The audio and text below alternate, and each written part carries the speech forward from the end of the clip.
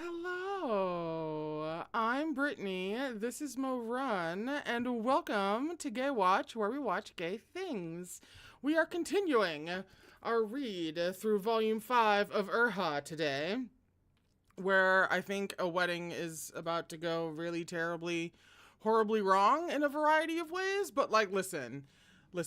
So, okay, see, the thing is, as I drop the bookmark on the floor, the thing is that I just had a reading warm-up stream, and the hetero nonsense that I just came from, the gays are really gonna have to step it up to meet with the hetero nonsense that I just had to read with my own two eyes. So, I have faith in Meat Bun to pull this off for me.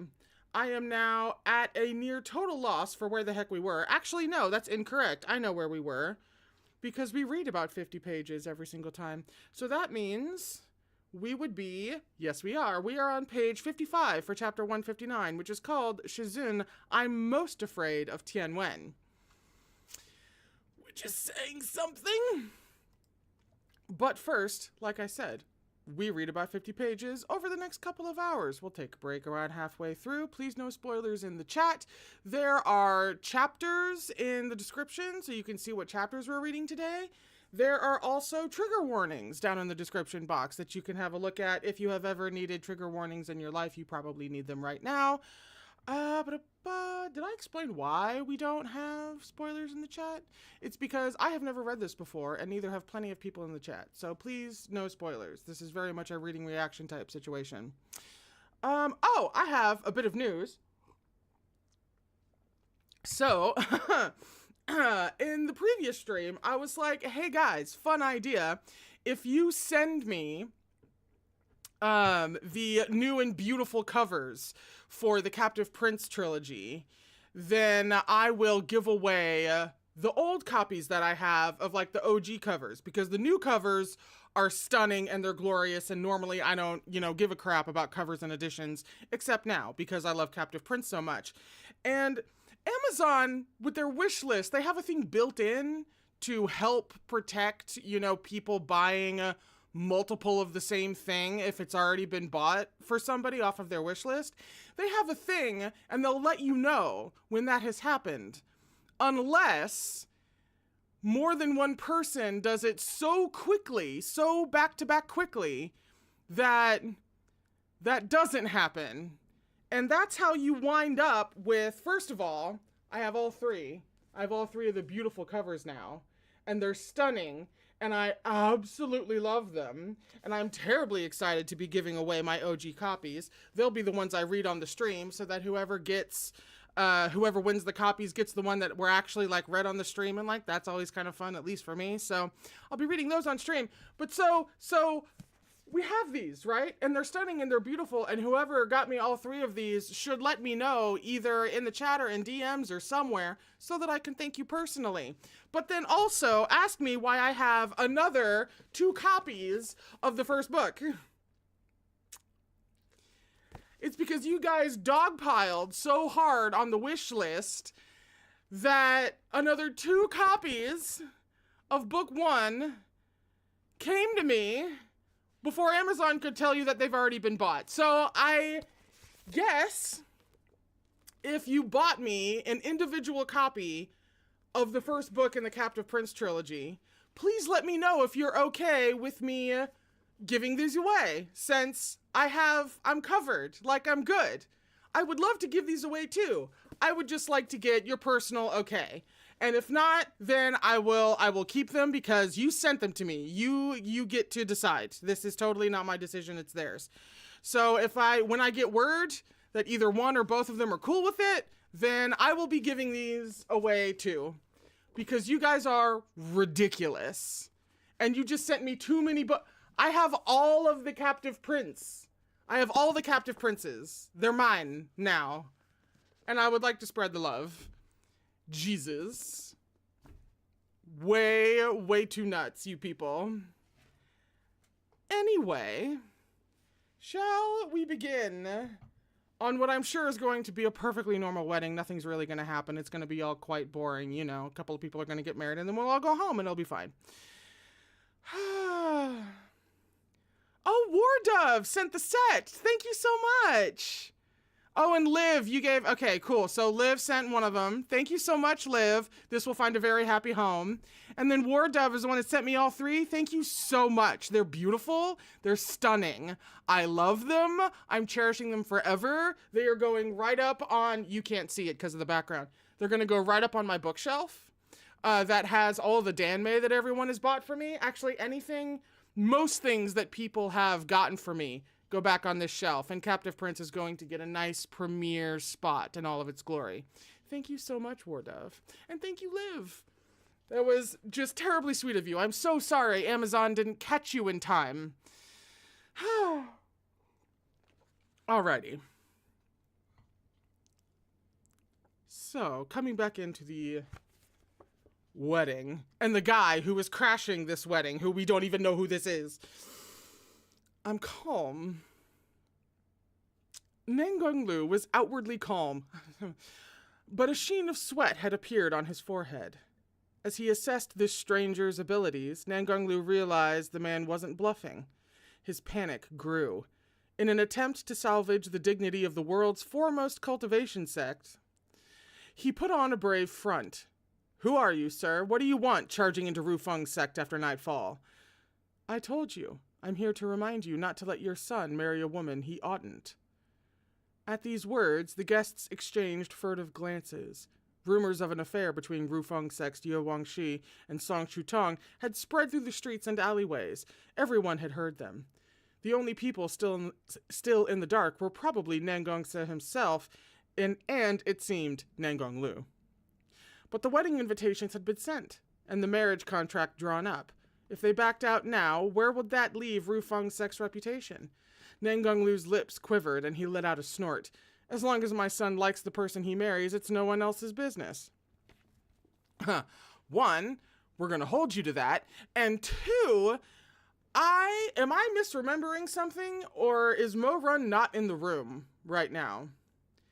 Because if Mo Run isn't in this room right now as we speak, then he's totally the guy in the mask, and this is his play to bust up the wedding.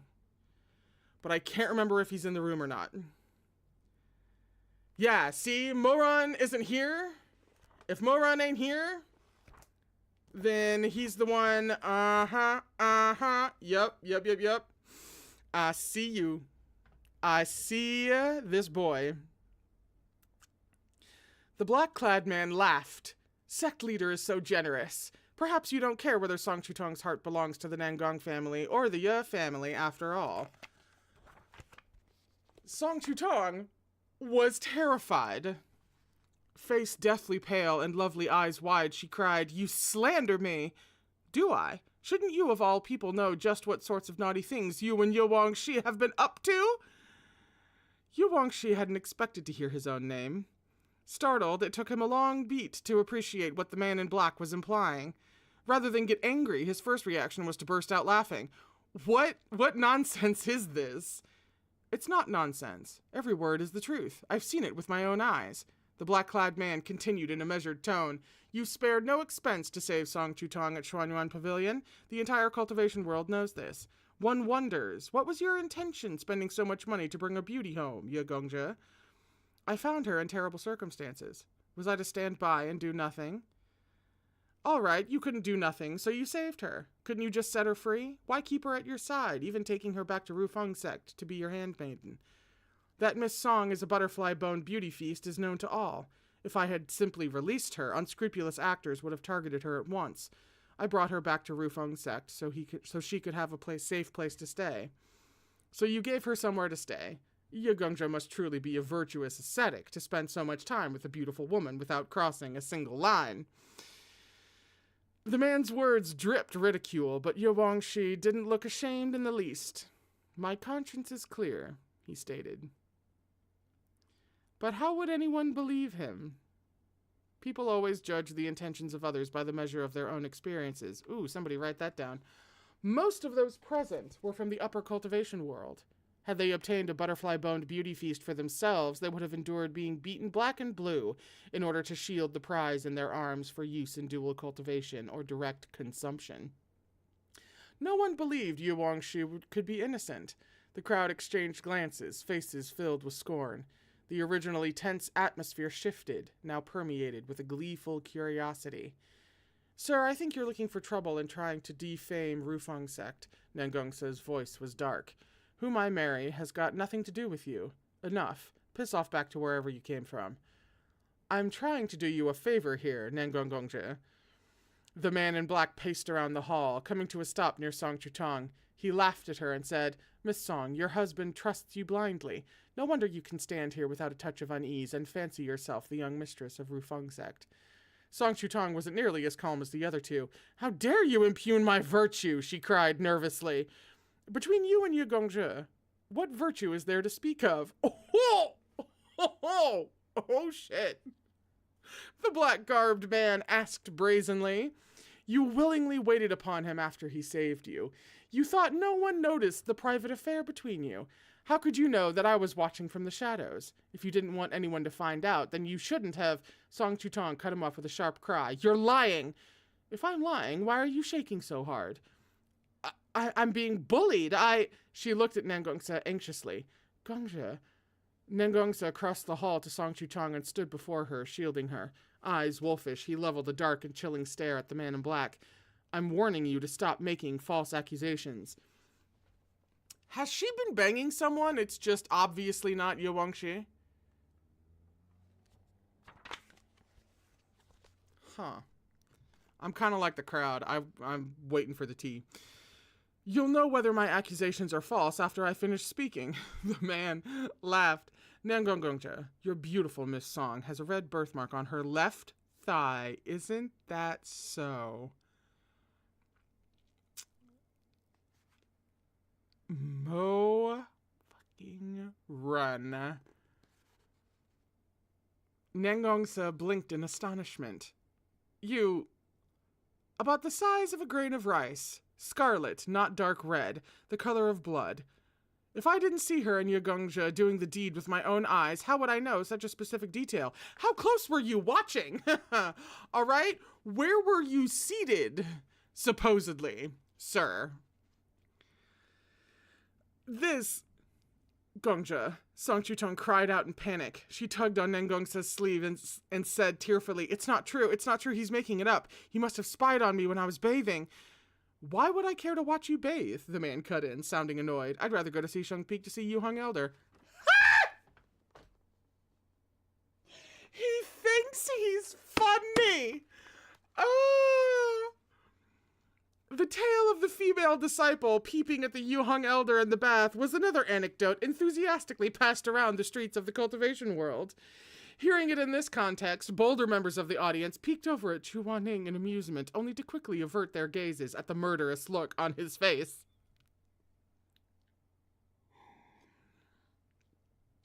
The man in black circled Nangongsa and Song Chutong. He clapped his hands and chuckled, as if something had just occurred to him. That's right. I remember now. Back when Yu Gongzhe bought Miss Song, Hanlin the Sage personally placed a dot of chastity cinnabar on her wrist. If Miss Song is indeed unsullied and every word out of my mouth filthy slander, then this dot of cinnabar must remain on her wrist. He paused, then turned to smile at Song Chutong, who was trembling miserably from head to toe. Miss Song, if you're innocent as you claim, go ahead and show everyone that cinnabar dot. How's that sound?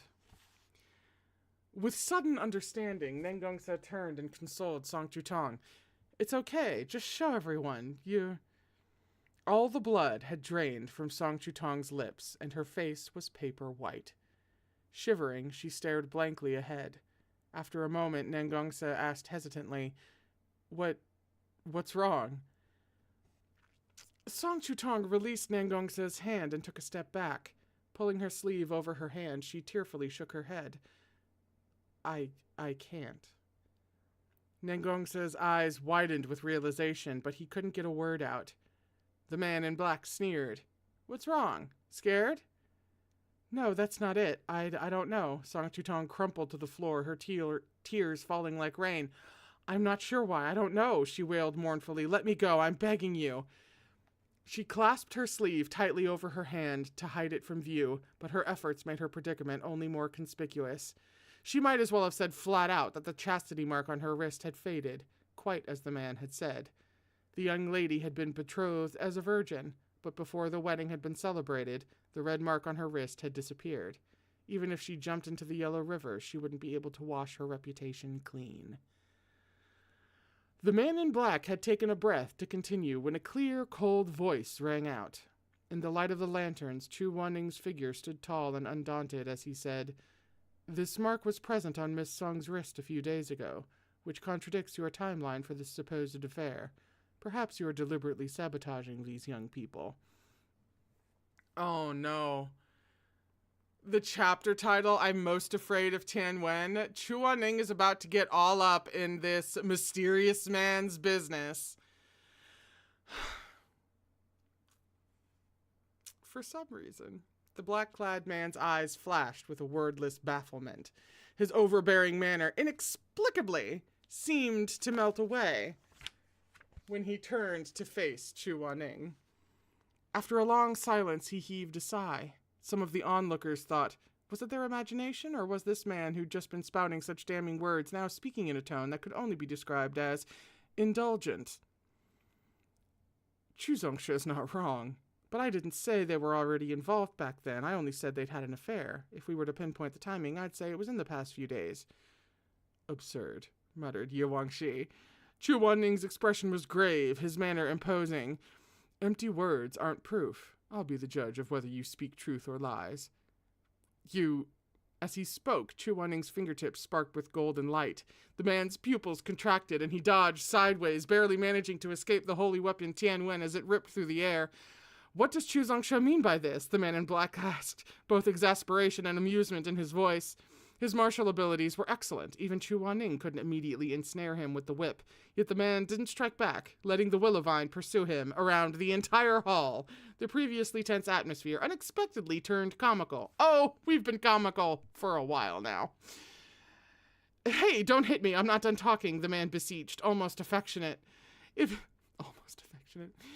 you have complaints, take your mask off, then talk, Chu Wanning shot back sternly, sword-like brows drawn low. If you want, I'll take it off for you later. I can't right now. Why not? I'm too ugly. It's so bright in here, everyone will be frightened if they see me. The man in black continued to flee, sidestepping Tianwen. He saw that Chu Wanning's movements were growing increasingly ferocious. Sensing things were headed south, he flitted behind a wooden pillar to dodge another dazzling golden lash. Ye Wangshi, are you a gentleman or not? The man shouted. Today I'll show everyone your true face. You bought a woman for dual cultivation and forced Song Chutong to serve you. You overstepped your station to defile your master's wife. You filthy brute. You two-faced beast. Ridiculous, Ye Wangshi retorted furiously. What garbage are you spewing? Have I misspoken? Can you possibly not know why Song Chutong's chastity mark is gone? The black-clad man yelled as he evaded another strike. Just days ago, she knelt before you and said she was already Nangongsa's betrothed. She begged you to let her go and leave her alone. Not only did you refuse to listen, you even said... Ye Wangshi's face was white with rage. What else did I say? Let's hear it. He squeezed out through gritted teeth.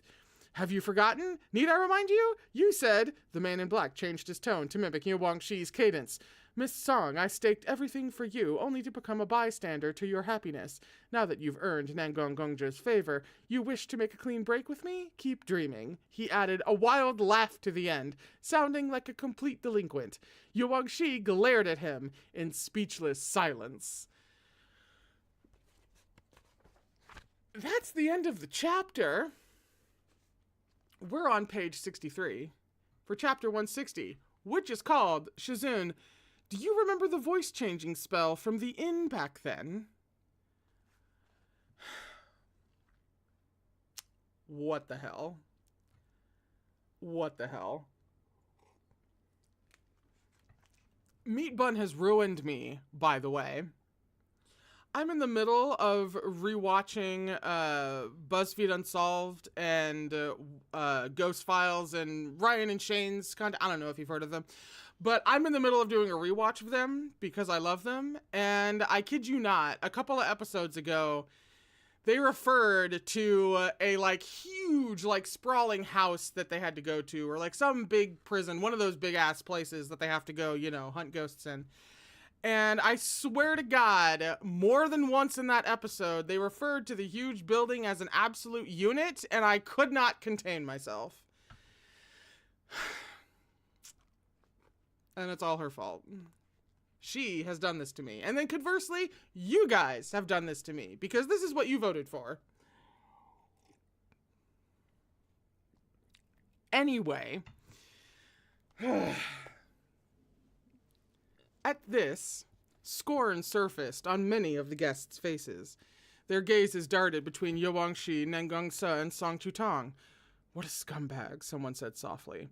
Why isn't Nengongsa angry yet?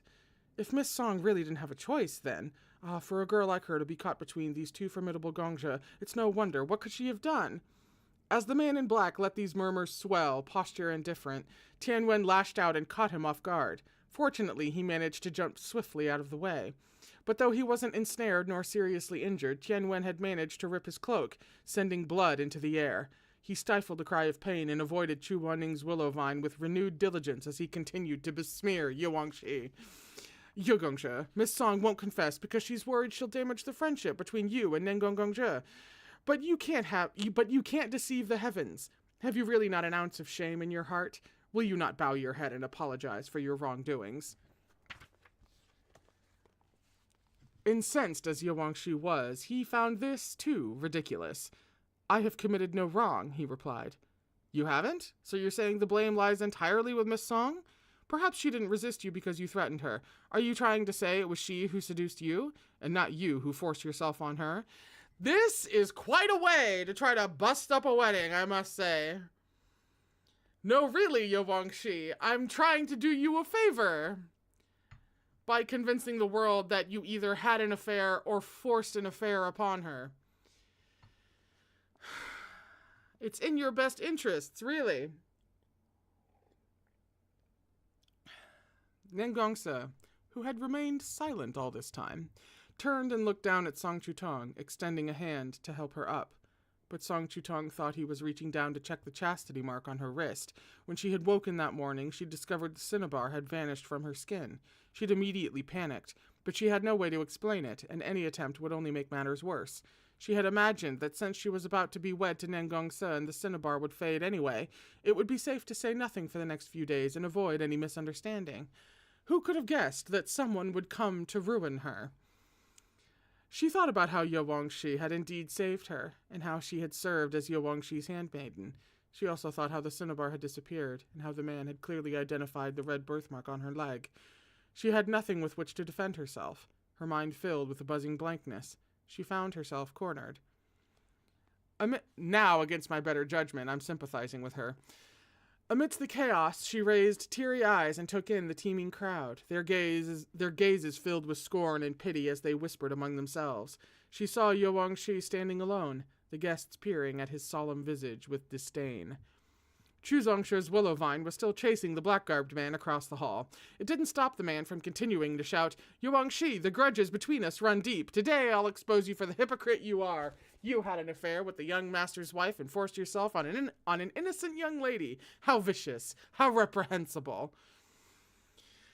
As Song Chutong stared, she saw in a flash her way out. Clearing her name now would be impossible. But the man in black sounded like he had a score to settle with Yuangshi and was willing to go to any length to destroy his honorable reputation.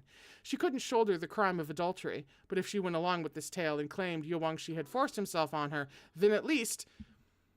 That's right. It was him, she cried hysterically.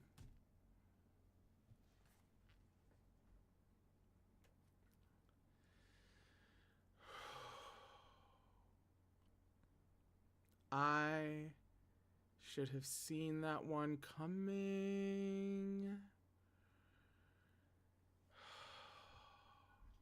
I don't even really blame her.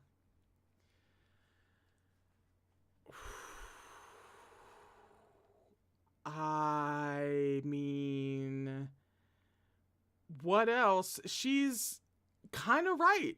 What else is she supposed to do, kind of?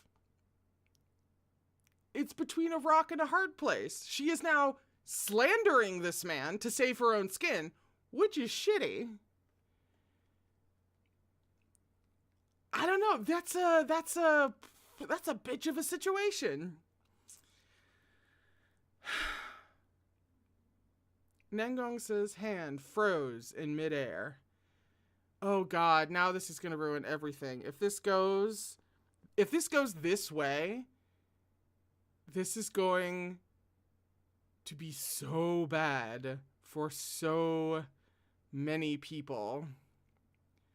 Morun will have ruined his friend's sterling reputation, ruined the closeness between Ye Wangshi and Nengongsa, ruined his matchmaking ambitions between them, ruined Ye Wangshi's life in more than one way, besmirching his reputation forever, yeah, but then being forever distant from the guy that he's in yearning, unrequited gay love with.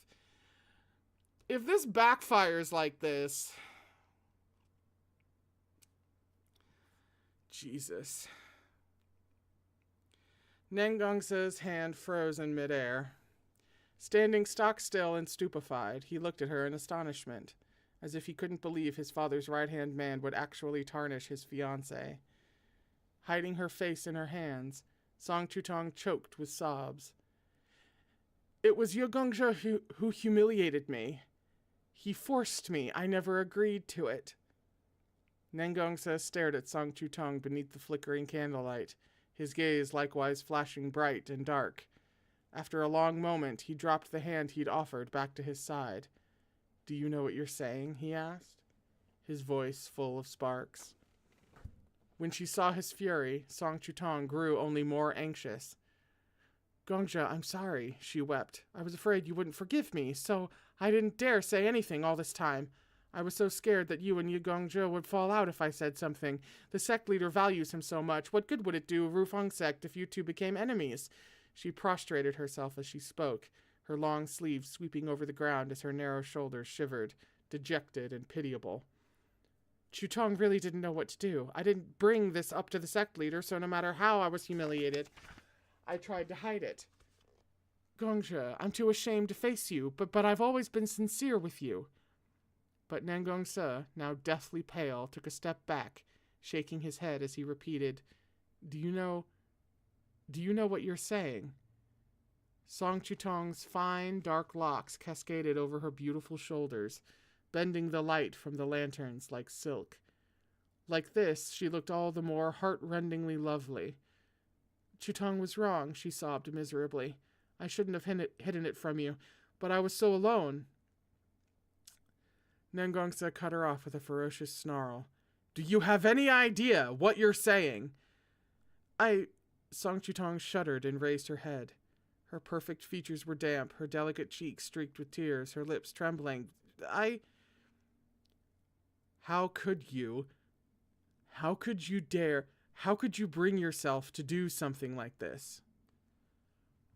Everyone wrinkled their brows and exchanged glances. One of the guests murmured, I'd heard Rufeng sect favors men at the expense of women. But I never thought Nengongsa would blame Miss Song, an innocent victim, instead of Ye Wangshi. How disappointing. I'll say, he really doesn't know right from wrong. Okay, we have to kind of hand it to the peanut gallery in this moment, that they're potentially seeing what's happening and they're, rightfully being like, that's a little fucked up. Chu Wanning had recalled Tian Wen upon hearing Song Chutong's admission and now watched the scene in the center of the hall. Nengongsa's reaction bewildered him.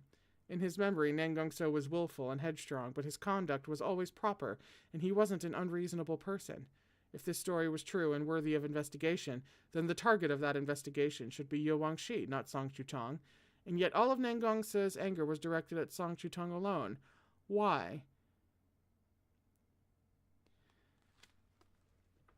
Does he know that Ye Wangshi would never do that? And so he knows that Song Chutong is lying. I will leave if that is where this is going.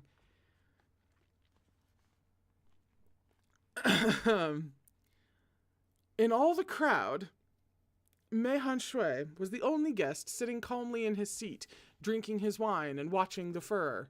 I mean, girl, same. Had Shui Meng been there, he would have seen that this Mei Han Shui was nothing like the man he'd run into earlier. The rakish personality from Peach Blossom Springs had returned. Contained in his eyes was all the dancing merriment of spring, and there was a smooth charm to his every move. Seriously, he's either possessed or twins. Song Chutong continued to weep and push all the blame for the scandal onto Ye Wangshi. Ye Wangshi, too shocked by her accusations to speak, stared wide-eyed at the woman he'd saved from Xuanyuan Pavilion. Chutong was weak and frightened in the face of Ye Gongzhe's mistreatment. I would give my life to prove my innocence. Chutong is but drifting duckweed. Gongzhe gave me everything, and now I know my mistakes. I will accept any punishment. After hearing her tearful confession, Nengongsa jerked his head up and closed his eyes. The lantern light, warm and lively, now illuminated the dark and stormy shadows on his face. His lashes quivered as if he were struggling to hold himself back. His hands were balled into fists, and his throat bobbed like the raging waves in his heart.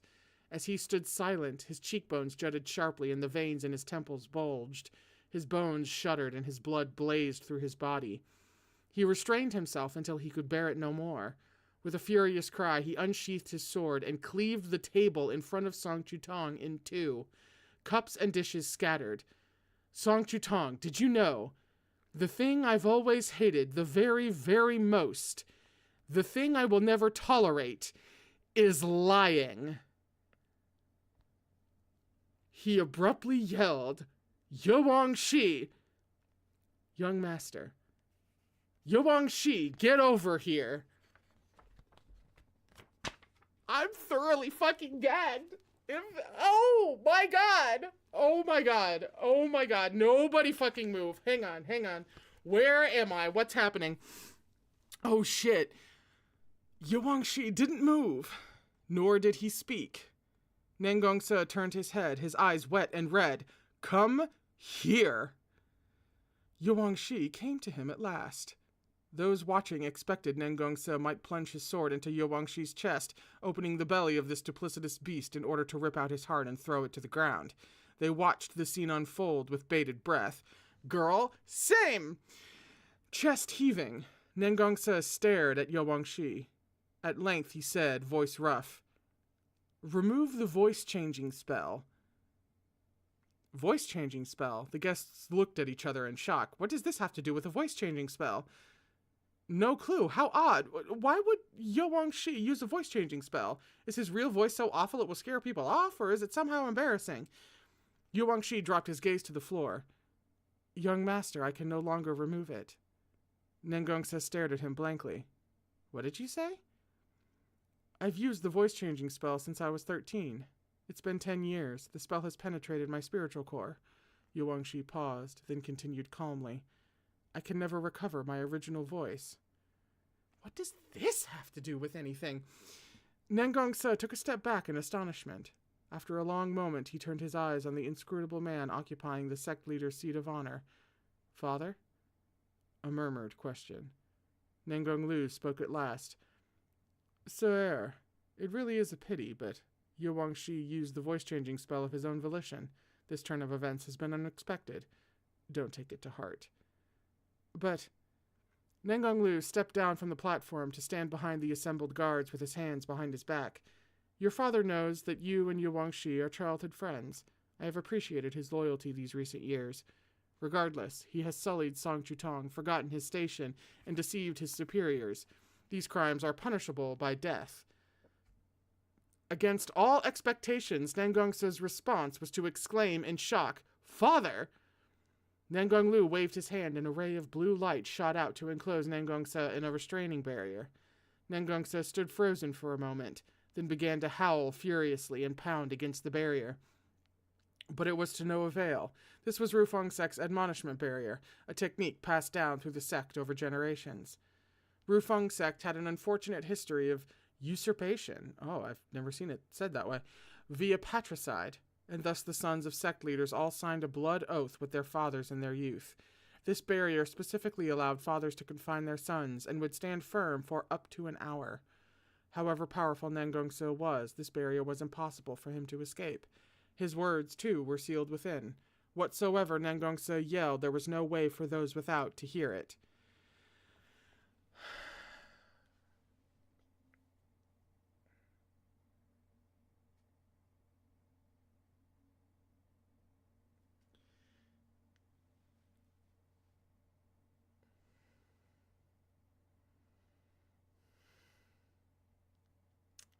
I don't want to say it.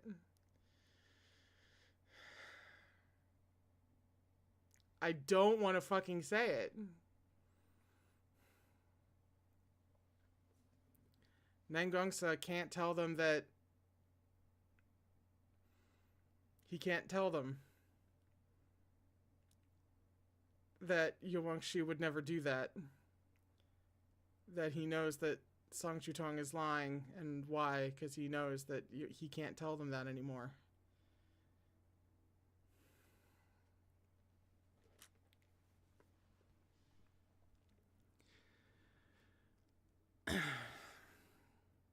Though things had come to this point, it was still preferable to admit to an affair between Yuwangshi and Song Chutong than to reveal other secrets of Rufeng sect. Nangong Lu approached the man in black and cupped his hands in greeting. This humble one has no knowledge of what's passed between you and Yuwangshi, but I am grateful for your reminders today. Otherwise, misfortune would have befallen my family. Nangong Zhengmen is too courteous, the man in black said blandly. Guards, arrest Yuwangshi at once. Detain him. Hold it. Nangong Lu grew immediately uneasy.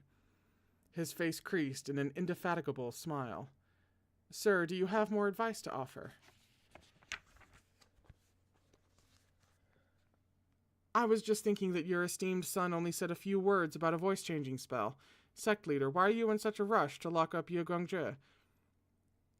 This is a private matter for Rufeng sect, so I'm afraid I can't divulge details. The man in black's voice held a smile.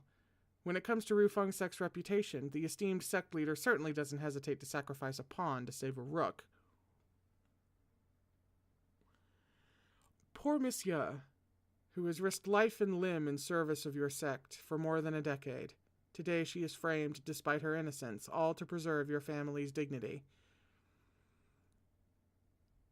Before the rest had time to process these words, Nangong Lu's expression changed.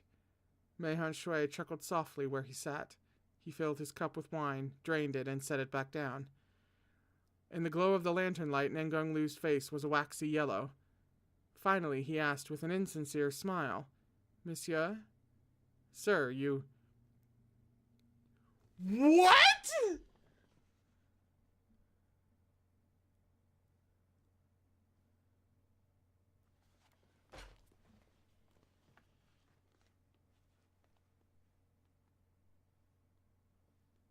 The black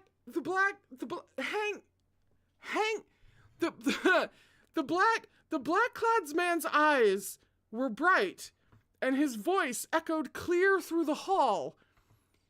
He slowly said, Yuwangshi isn't a man at all.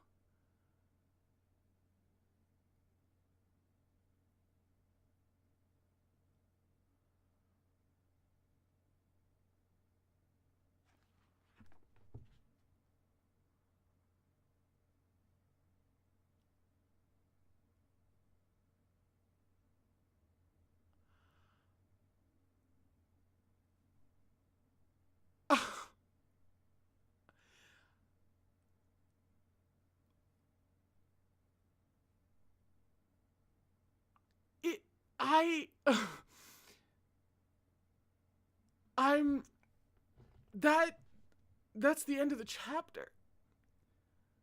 I'm so stunned, but so relieved. I really thought Yuwangshi was gonna die there for a second. I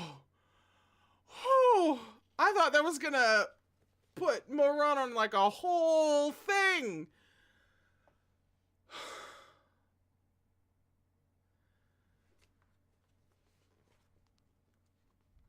Yuwangshi, even in the previous life, So I've been over Yuangshi the whole time, and Yuangshi's been...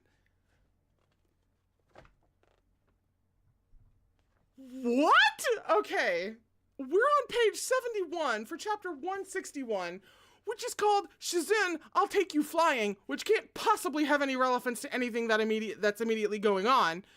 But what? How long is this chapter? It's kind of long-ish, but I'm sort of. We'll see if we can get through this before the break. Jesus Christ. Okay. All right. For a moment, all was silent. Then the hall erupted in confusion. The guests' faces paled, their gazes converging on Yuangshi where he stood, eyes closed and head bowed, not making a sound. Not a man. This handsome and stalwart young hero was actually a woman. The black-clad man's words were like water dripped into a hot wok, instantly producing a wave of searing heat. There were gasps of astonishment and an explosion of buzzing conversation like the harsh sizzle of oil in a pan. Yuangshi is a woman. Heavens, how could this be? No wonder Nangongsa didn't put the blame on her. He must have known. That means Song Chutong was really... She was just trying to save her own skin by framing an innocent person. How awful. If they never slept together, then she's accusing him just to clear her name? No way, though. How can Yuangshi be a woman? I can't tell at all. I mean, all that says to me is that she's a hot woman, but, she's got a, you know what I mean. You know what I mean. Nangonglu's eyes flashed with cold light. She stared into the inky pupils of the man in black. Sir, there's no need to stand here and lie. Where's your evidence? If your conscience is clear, then release Nangongse, said the man. Fortunately, your esteemed son may be headstrong, but he's a gentleman to the core, not a heartless man like you. Damn! Face shining with greasy sweat, Nangonglu stood in silence, hands curled into fists. What's wrong? The man in black asked coolly. Go on, release him. Nangonglu swept his sleeves aside. An outsider like you has no place telling me how to discipline my unworthy son. The cheek of you. Whether or not Nangonglu would admit that the man in black told the truth, the facts were plain from the way he spoke. Even those who originally hadn't believed now began to waver. They scrutinized Yuangshi's handsome face again, searching for any hint of femininity. A clear voice called out from within the hall. Nangong Zhengmen, you're in the wrong here. The crowd turned as one. Mei Hunshui stood beneath the flickering light and shadow, draped in a luxurious fox fur coat, the very picture of poise. Smiling, he continued, Missia is valiant, but she is without a doubt a woman. Esteemed sect leader, since you are a man, you ought to favor the fairer sex. And since you're of the older generation, you ought to be magnanimous toward the younger. How can you bully a girl like this for the sake of Rufeng Sek's reputation? As he spoke, he crossed unhurriedly to the front of the hall. I'm not ashamed to admit that I was lucky enough to meet Missia at Peach Blossom Springs. I thought her gallant and lovely. No willowy waif, he said with a small smile. I was smitten. Sadly, I offended her with my careless words. She turned me down, and we had a small disagreement. After tasting Missia's brilliant moves, how could I help but be impressed by Rufeng Sek's long line of heroes, with its lady cultivators being no exception? But although I had regarded Missia's sect highly after witnessing the sect leader's behavior today, if you ask me, Rufeng Sect doesn't deserve such a beauty. Mei Shenjun, you and Yuangshi met so briefly. It's only natural you would be mistaken. Nangonglu's expression was glum, but his teeth remained bared in a smile. Out of deference to Kunlun Tashui Palace, I won't argue with you, but I advise you not to show any further lapse in judgment. This time he didn't sound so calm. The man in black chuckled. Mei Gongzha's amorous exploits are legendary. If he can't tell whether someone is a man or a woman, I'm afraid there's no one in the world who can. Nangonglu was incensed. Sir, were you not just criticizing Yuangshi for humiliating Song Chutong, yet now you say Yuangshi is a woman? He snapped. They're all lies to compromise the integrity of my Rufeng sect, to ruin my sect's name. If not for this plan of mine, how would Nangongongji come to see Miss Song's true character? The black-garbed man replied. If he married the wrong person, he would have to live disgusted for the rest of his life. But your explanation makes perfect sense. Not to mention, if Yuangshi is a woman, how did the cinnabar on Song Chutong's wrist disappear? What's the point in asking me this question? Why don't you ask her yourself? The man in black sneered. After all, your Rufeng sect has thousands of male disciples. If the esteemed sect leader has the time, you can interrogate them one by one. You're sure to get a satisfactory explanation. This was a matter of Rufeng sect's reputation. Though no one in the crowd made a sound, it was impossible to hide the scorn and curiosity on their faces. Their eyes were like thorns pricking Nangong Lu from behind. He stood unmoving for some time, then turned to bellow at Yuangshi. Come here. Yuangshi silently acquiesced. Out with it. Did Miss Song fabricate the story or not? Nangong Lu stared down into Yuangshi's face, betting it all on the final bargaining chip in his hand. How could he not know that Yuangshi had deep feelings for his own son? She wouldn't want Rufeng sect's good name to be blackened. Tell everyone the truth. Yuangshi had ever been obedient, always the most biddable piece on his chessboard. Nangong Lu could recall clearly the day Yuangshi, then only 13 years old, had received the order to come before him in Rufeng sect's dazzling great hall. The doors had shut, leaving the two of them alone inside. He had looked down from his ice-cold throne at this girl of 13, who still had a child's figure. She wore a short jade-green jacket with a small silver bracelet at her wrist, and her hair was tied with a satin ribbon. Wangshi, he said to her with a smile, you must know why I've summoned you today. Yuangshi knelt and kowtowed before him. Yes, honored leader. Your Yifu has suffered several severe injuries. He can no longer serve as the commander of the Shadow Guard. As his foster daughter and Sir's childhood friend, you're the only one I can trust with this responsibility. Yuangshi didn't rise. She calmly remained in a kowtow, her slender neck showing beneath her braid, like a lamb baring its throat for slaughter. You're an outstanding talent, destined for a bright future, said Nangong Lu. It is my wish to make you the chief of Rufeng sect's Shadow Guard, with command over one of the 72 cities in the future. You'll be a boon to your Yifu, and indispensable to Sir. From now on, he will stand in the light while you stand in the shadow. Together, you'll usher in Rufeng sect's next century of glory. He paused. However, it's fine if you refuse. Your Yifu can hold out a while longer, and I can search for a better candidate. I know this will ask many sacrifices of you, so don't force yourself if you are unwilling. After speaking his piece, Nangong Lu shifted on the seat of honor and waited. This girl had no parents, and no one else to support her. He was assured of the outcome. He only waited for her to nod. At last, Yuangshi sat up straight and looked at him coolly. In that instant, Nangong Lu felt a chill run up his spine. It was as though this girl's gaze had penetrated straight through his schemes and false smiles. But in the next moment, Yuangshi said, Yifu gave me my life. To repay his kindness, I'm willing to do anything. After a pause, Nangong Lu sighed. This is truly an unfair thing for me to ask of you. Yuangshi replied calmly, indifferently, even. It is I who should thank the sect leader for the honor. However, Nangong Lu was already moving on. Rufeng sect has always valued men above women. Women are, after all, weak and soft-hearted. In this world, only men have what it takes to control the masses and command a city. Wangshi, you're a clever girl. You ought to know what's required. Oh, Jesus Christ. Yuangshi was silent a moment. Then, facing Nangong Lu with an icy expression, she pulled the bracelet off her wrist and untied the ribbon from her braid. She shrugged off her jacket, leaving only her pure white inner robe.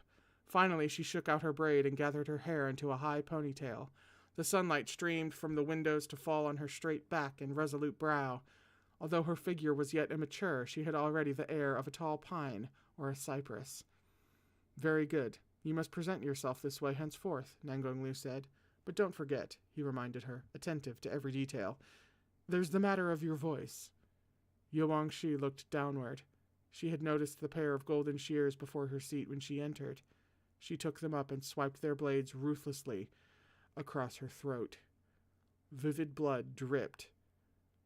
Let my old voice be forever extinguished. She slowly pronounced the words of the incantation before closing her eyes and tossing the shears at his feet, their golden blades now streaked with blood. Nangong Lu stared at them for a long moment. Good. Good.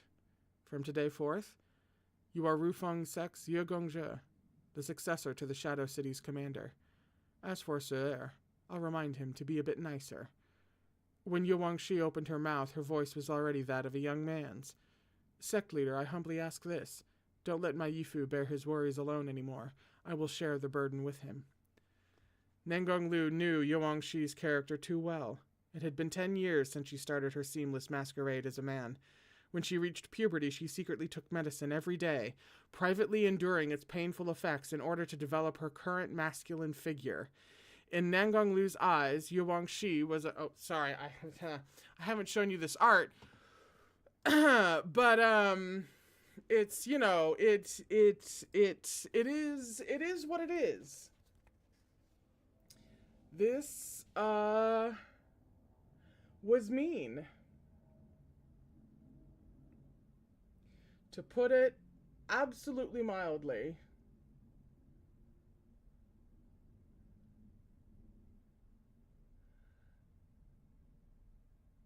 Like, what do you say to that?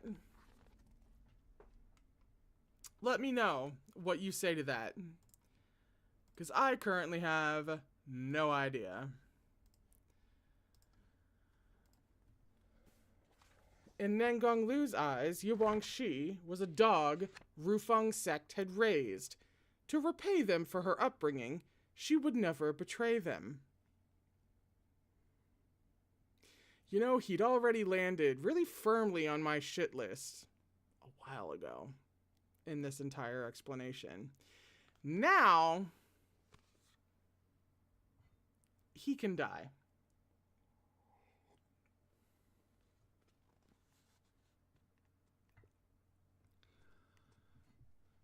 "10 years ago, blood had spattered across the floor when she'd cut her throat to alter her voice forever. Today, she wouldn't let him down either. He was gambling that Yuangshi would oblige him.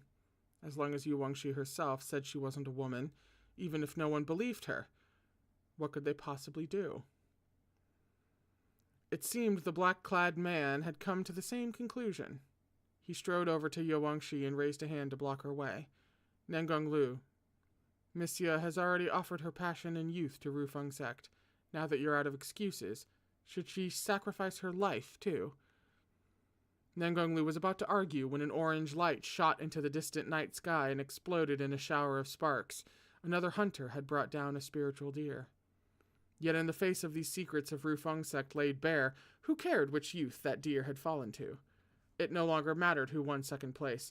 The eyes of all were locked on the center of the great hall, where chairs were strewn across the ground and the main table split in two. The mysterious black-clad mastermind stood between Nangonglu and Yuangshi. The groom of the evening had been trapped in a barrier by his own father while his bride knelt on the floor with a face marred by tears, shaking with silent sobs. Between the accusations of adultery, the bride and groom falling out, a man revealed to be a woman, and now Rufeng sect's leader refusing to admit the truth, all was beyond the onlookers' wildest imaginations. The events of the night were sure to be the topic of lively discussion in tea rooms and taverns across the land for the next several years. Who would spare a thought for those 3 pitiful deer? That better be all that's going out in those woods. If we're about to find out that some shit went down out there too. Thus no one noticed the dark red crack slowly splitting the sky above the forest.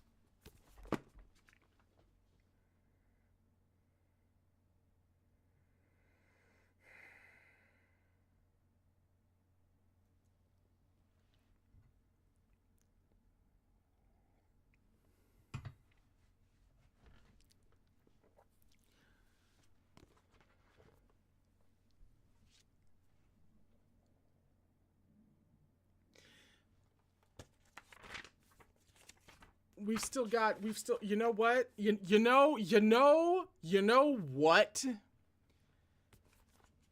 It's 4 o'clock. We're gonna take our break. I am gonna need more tea for this bullshit. I just splashed it everywhere. I threw the bookmark like down on the floor. I dropped it a while ago, so I can't even bookmark it. But we are at the top of page 79. I'll be back in 10 minutes or less to continue, because it's 4 and we need to break. And there's still a few pages left in this chapter. So that's what we're doing. The top of page 79. Okay. I'll see you here, back here, in just a few minutes. Okay? All right. Oh my God.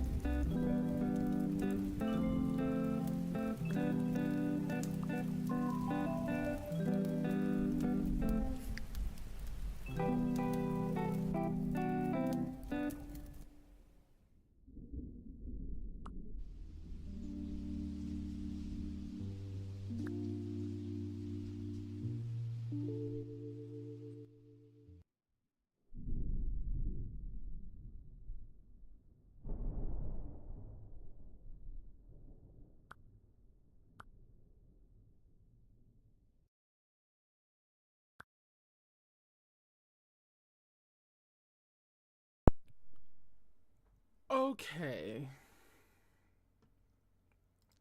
I've gotten more tea. I have, and I am realizing this just now, not picked up the bookmark off the fucking floor. That is right there. If you ever needed evidence that I'm ADHD, there it is.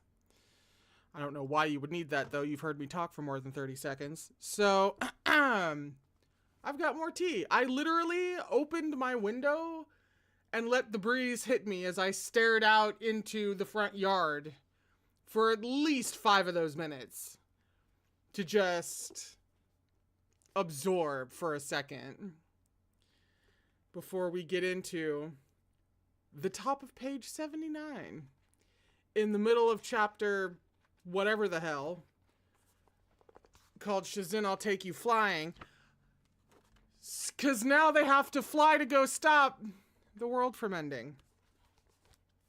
It's whatever. It's fine. It's fine. I'm not worried at all.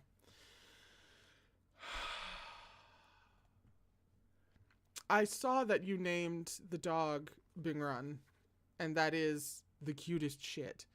I've also seen Maple's quick little doodle of him, and that is also cute as shit. I love it dearly. Y'all remain precious as hell. It's too cute. And probably exactly what we need before we start reading this. You know? So, am I even, like, properly in frame? Am I even remotely prepared? The answer is no, but we're gonna start reading. Anyway. A cacophony of fireworks went off in quick succession. 20 signal flares chasing away the darkness like a bright sea of blood. Crows and sparrows startled into flight, cawing and chirping as they fled into the depths of the night. Only now did the attendees in Poetry Hall realize aught was amiss. One after another, they rushed to the railing to look toward the forest. What happened? Why did everyone's fireworks go off? Look over there, up in the sky. What the? A heavenly rift. It's a heavenly rift. For a fleeting second, all was still as death within the hall. Then a flurry of alarmed cries and shrieks rose from the crowd. A heavenly rift? How could a heavenly rift open in the upper cultivation world? It's right above the hunting grounds. Xixiang, my Xixiang is still in there. Ziza! The guests were packed together like a school of fish in a pond. Their panic scattered bait that churned the water into stormy waves. There was no point trying to manage the sex scandal any longer. Its secrets were open to the entire Jianghu. In an effort to maintain some dignity, Nangonglu cast a voice-amplifying spell and bellowed, "Ladies and gentlemen, don't panic. It's merely a heavenly rift to the ghost realm. You are all guests of Rufeng sect. No harm will befall you." Why are we making those promises?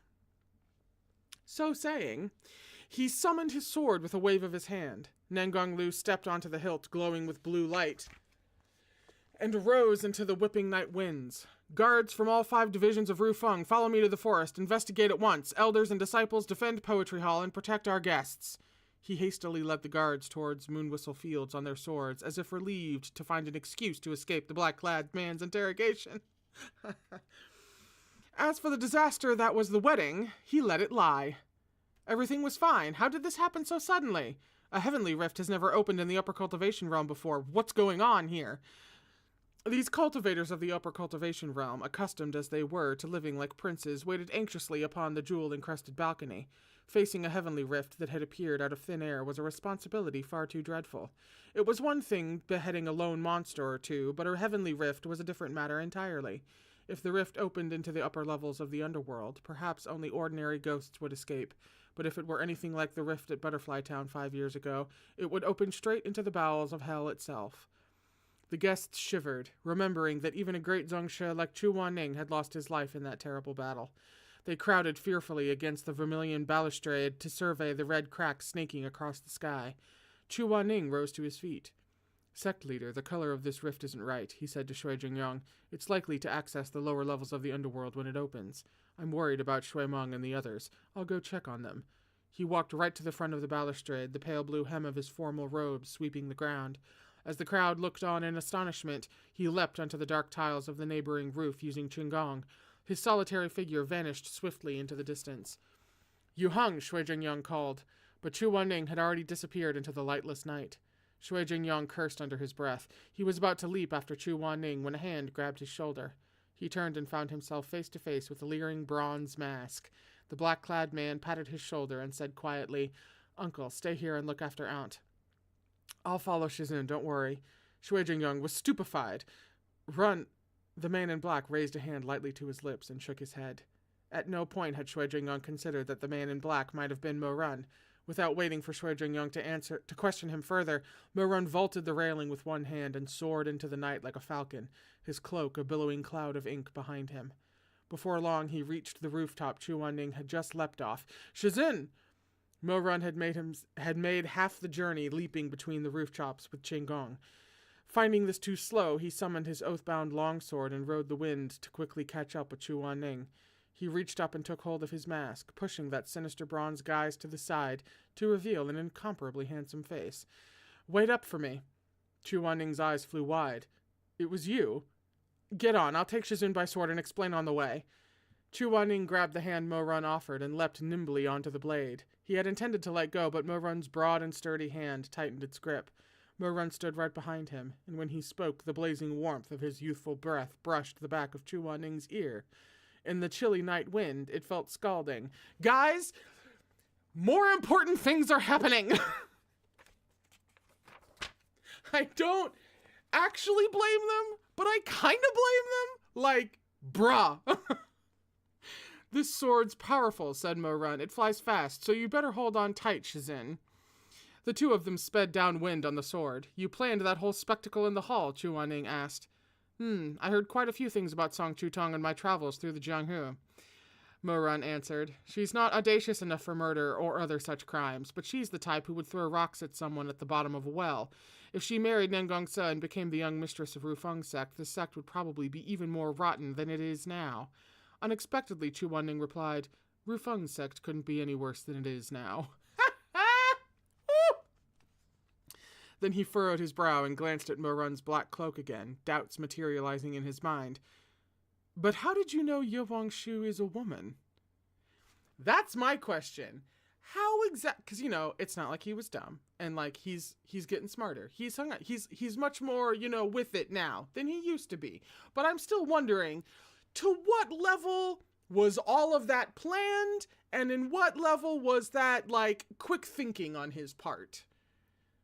Because if he literally, set the whole thing up in order to get Song Chutong exposed for being willing to just toss an innocent man under the bus to save herself, then he's brilliant.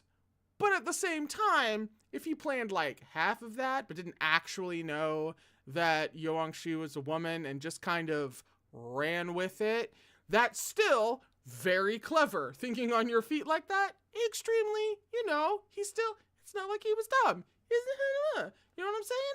I want to know exactly how much of that he planned. That was the end of the chapter, by the way. We're on page 83 for chapter 162, which is called Shizun, I'll Stand With You. You're not doing me any favors with these chapter titles, meat bun, by the way. About that, Shizun. Actually, I've known since Peach Blossom Springs. He knew.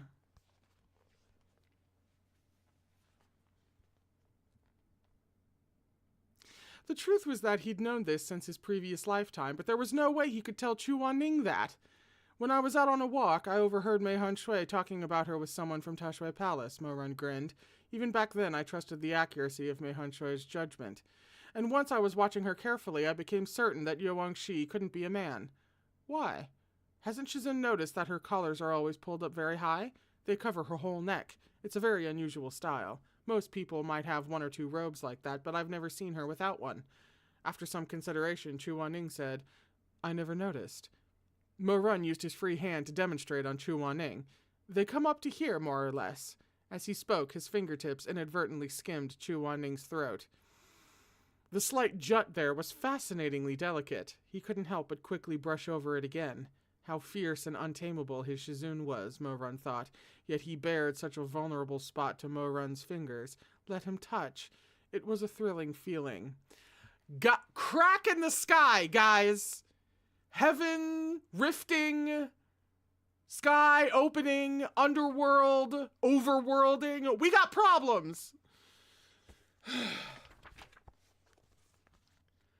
Thus diverted, Mo-Run forgot to look where he was headed. The sword flew so swiftly that by the time he registered Chu Wan-Ning's watch out, it was too late. With a loud crash, the sturdy sword sailed straight into an enormous tree. The only coherent thought in Mo-Run's head was that he must keep a tight grip on Chu Wan-Ning's hand. In his anxiety, a quiet Wan-Ning escaped his lips, but he blurted it so quickly and the tree split so thunderously that Chu Wan-Ning didn't hear. Chu Wan-Ning's head was spinning with rage. Mo-Run called this sword riding? Well, he didn't. He calls, it writes itself, all right? What was wrong with running along rooftops and planting his feet on solid ground? But no, Mo-Run had to show off. The two of them tumbled heavily to the ground. Mo-Run was first to land, his back thudding against the rocky, uneven forest floor. He wasn't really injured, though of course it hurt. Yet as he lay there, looking up through the branches at a sky full of twinkling stars, he suddenly felt rather pleased. Thankfully, it had been Chu Wan-Ning who landed on him and not the other way around. He couldn't help but grin. Chu Wan-Ning had struck his chest hard enough to set his ribs aching, but Mo-Run couldn't stop himself. His eyes crinkled, the corners of his lips curled, and his cheeks dimpled with deep pools of infatuation. Guys. Chu Wan-Ning, raising his head to find Mo-Run smiling like a fool, was incensed. What are you laughing for? Did the fall knock your brains out? Mo-Run seized the chance to embrace him, holding him tight in his arms. It wasn't the right time or place. Thank you for the acknowledgement. Yet he had an irresistible urge to reach up and stroke Chu Wan-Ning's hair. The thought had hardly occurred to him before he acted on it. Chu Wan-Ning was right. The fall had probably knocked his brains out. Shizun. His fingers were light over Chu Wan-Ning's hair. The darkness of the night seemed to have handed him a key, opening the box in which his secret desires were locked. Mo-Run could no longer contain the intimacy in his tone. It flooded through his words like a tidal wave. Heaven open! You know what? Never mind. So honey-sweet was Mo-Run's voice that Chu Wan-Ning instantly froze, panicking. He scrambled to collect the pieces of his stern dignity. What are you calling me for? Can't even ride a sword without falling. Very skilled indeed. Mo-Run sighed softly. He ran his fingers over those inky locks a final time and forced a quiet laugh. Shizun is right to reprimand me. Could I please ask Shizun to get off me now? Internally he was thinking, could you please lie in my arms a little longer? But he obviously couldn't say that. I don't know why not! Let's just have it out right here in the woods. I mean, for fuck's sake. The sky will hold. Face grim, Chu Wan-Ning jumped nimbly to his feet and pulled Mo-Run up after him. Are you all right? He asked stiffly. Were you hurt? I'm fine, Mo-Run smiled. I'm tough as nails. Falling's no big deal. Chu Wan-Ning was about to say more when he noticed a wilted flower on Mo-Run's head, probably knocked off a tree in the fall. Chu Wan-Ning narrowed his phoenix eyes. Your head. Am I hurt? Mo-Run reached up and felt his own head, but everything seemed fine. No, you're blooming. Chu Wan-Ning plucked the flower from Mo-Run's hair and handed it over expressionlessly. Self-conscious, Mo-Run rubbed the back of his head, the gesture full of bashful reticence. His smile grew only more brilliant. Chu Wan-Ning turned aside and cleared his throat. If you're fine, let's get going. Please! The sky is never mind. Forget it. On the sword. No sword. Chu Wan-Ning turned to nail him with an angry glare. Qinggong. Qinggong it is, then, Mo-Run said with reluctance, and waved his hand to return the sword to his Changkun pouch. The brush grew increasingly dense deeper into the forest. Traveling by sword wouldn't have been much faster anyway. Chu Wan-Ning's footwork was impeccable. He soared like the wind, skimming the ground as if it were water. As the cool breeze bathed Mo-Run's face, the irrepressible excitement in his heart calmed some. Suddenly, Chu Wan-Ning's voice sounded from up ahead. In a tone that implied that he couldn't care less, he asked, How did you know about the mole on Song Chu-tong's leg?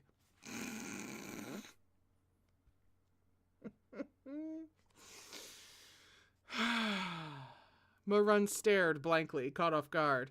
With a thump, the mighty Mo Zhongshe once again crashed his face first into a pine tree. We're never gonna get there. The fake Go-Chen is just gonna do whatever the fuck he's gonna do. The underworld is gonna tumble out wherever the fuck it's gonna tumble out. We're all gonna die, and it's because Mo Run can't go through a forest without running into a tree.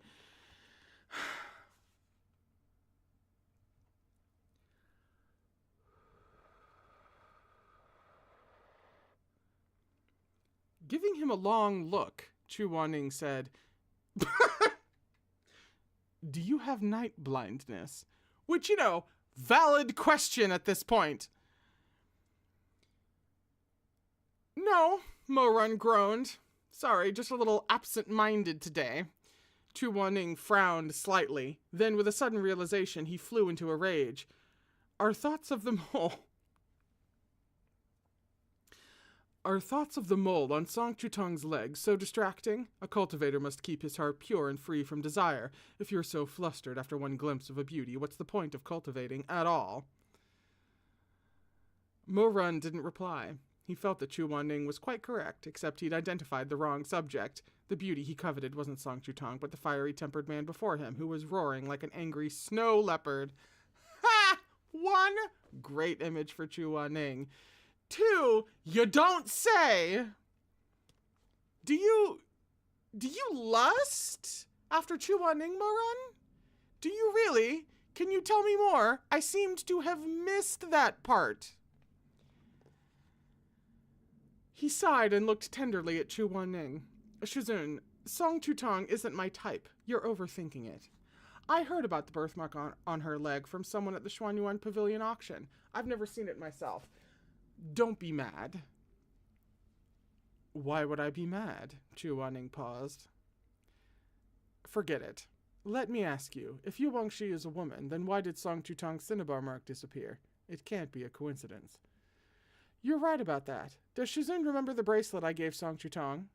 I designed a spell and placed it on that bracelet. We knew the bracelet was something! Mo Run hesitated. It took me 4 days. I didn't do a great job, but as long as Song Chu-tong wore the bracelet, it would temporarily mask the dot of cinnabar Hanlin the Sage left on her wrist. Chu Wanning didn't reply, but he looked unhappy. He felt that Mo Run was still hiding something from him. To put it fucking mildly, but we don't have time for that. We may as well get into it, though, since, the sky rifting open and underworld heavenlying out doesn't seem to be too high on the list of priorities. Mo Run had changed a great deal during these past 5 years, and somehow he'd picked up Chu Wanning's own bad habit of meddling in others' affairs. But Chu Wanning tended to intervene only when he stumbled across injustice, helping people where he could. For Mo Run to pour so much effort into influencing this situation, even inventing a little spell to unmask someone's true nature and prevent her from marrying into Ru Feng's sect, was rather excessive. It made no sense for Mo Run to have gone to such lengths unless there was some deep animosity between him and Song Chu-tong, or an important connection between him and Yu Wangshi. He's not an idiot, Chu Wanning. He's not stupid. He's either gonna figure it out at the worst possible time, which would... Well, no, it kind of wouldn't be now. I can't conceive of what the worst possible time would be for Meat Bun, because if she does do it at that moment, then it's going to be the worst possible timing, and there's simply no way to anticipate how many layers of awful are going to be converging on that one moment when it happens. So I'm not even going to try. I'm just going to trust that she's going to obliterate me. As we should. It's volume 5. We know this about her by now.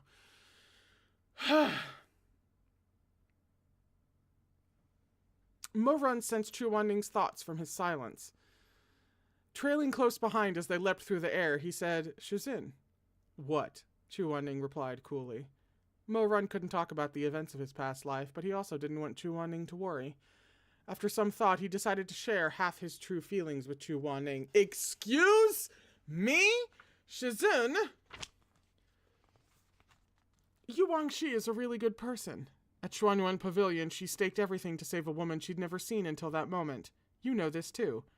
But Yuang Shi likes Nangong Se. Could you tell? Chu Wanning hesitated, then said, More or less.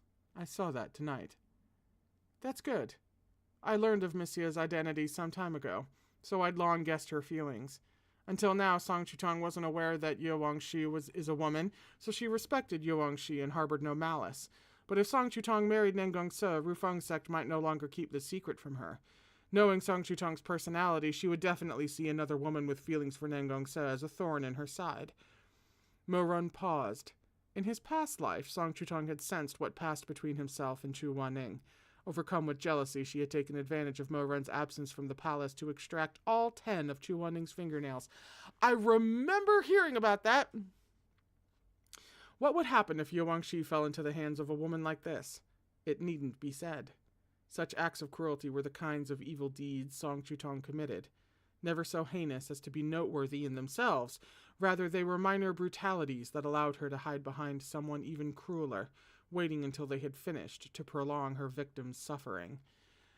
Kindness and evil were similar in this way. If the sky fell, the tallest person would always take the brunt of the blow.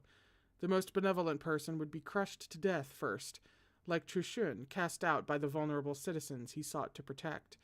Likewise, the most malevolent person would also be the first destroyed, like Teishanjun, wanted dead by all under heaven. But if not for these small acts of evil that piled up across the torrents of time, if not for countless minor malefactors who cut one scar after another into Mo Run's body, would Teishanjun, Mo Wei Yu, have come to be? That's a really great question. The sky is opening! Jesus! I'm all right. I'm all right. Aren't you worried that you're asking for trouble, sticking your nose in like this? Asked Chu Wanning. Mo Run knew he had shown too much of his hand, but in his past life he had dragged Yuang Shi into a sea of blood. Even if, in this life, the fate of Rufeng sect had nothing to do with him, he owed Yuang Shi a debt, so he had acted without hesitation, even at the cost of crossing boundaries and attracting suspicion. He wanted those he had wronged in the previous lifetime to live better this time around, not just Chu Wanning, but the others as well. He still hoped to atone for his crimes. Of course I'm worried, said Mo Run, but since I knew the truth, I wanted my conscience to be clear. Chu Wanning still felt that Mo Run had acted too rashly, but he didn't pursue the matter further after hearing his answer. At that moment, a sickly sweet smell drifted on the wind, and a strong flow of spiritual power materialized in front of them. Before Chu Wanning could react, Mo Run had paled. This is bad, he said in a low voice. It's the Zhenlong chess formation. Yeah! It is!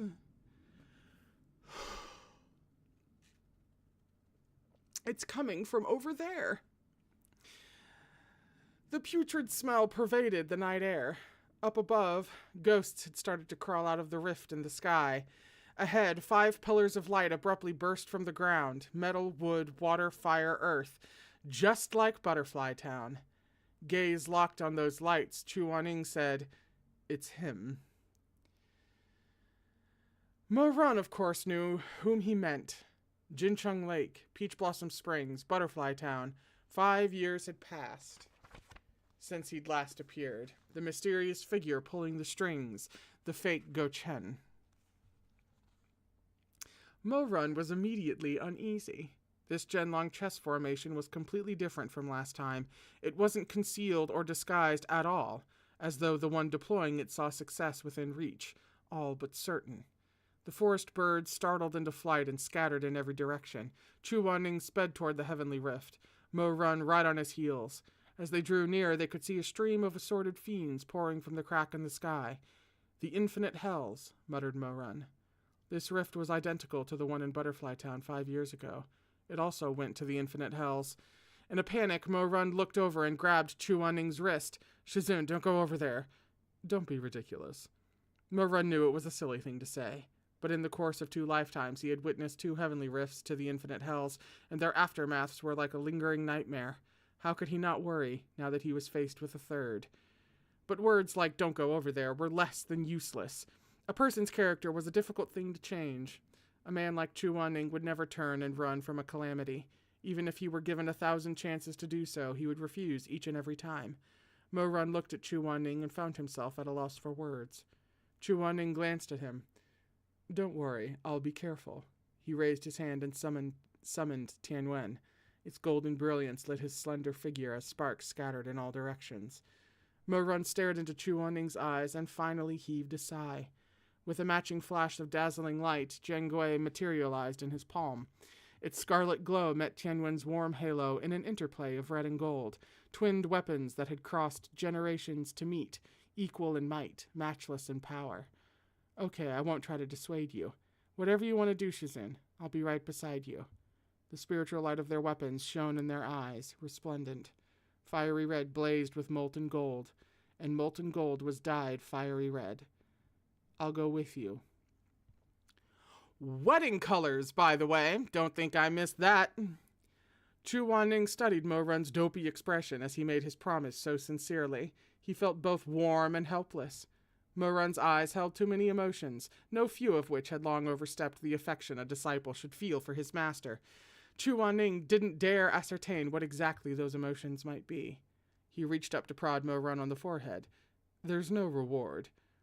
Mo Run stared for a moment, then reached up and pulled Chu Wanning's hand away. It took everything in him to resist the urge to bring that hand to his lips and kiss it. So there isn't," he grinned. "Let's go."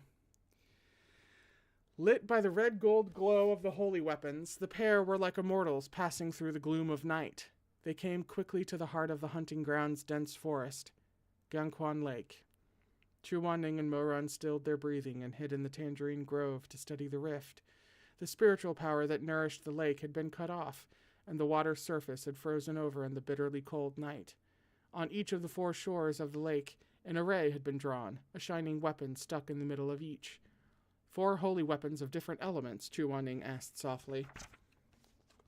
Mo Run was taken aback by the sight, so the holy weapon thefts over these past 5 years were related to him. Of course he's Thanosing this. Why didn't...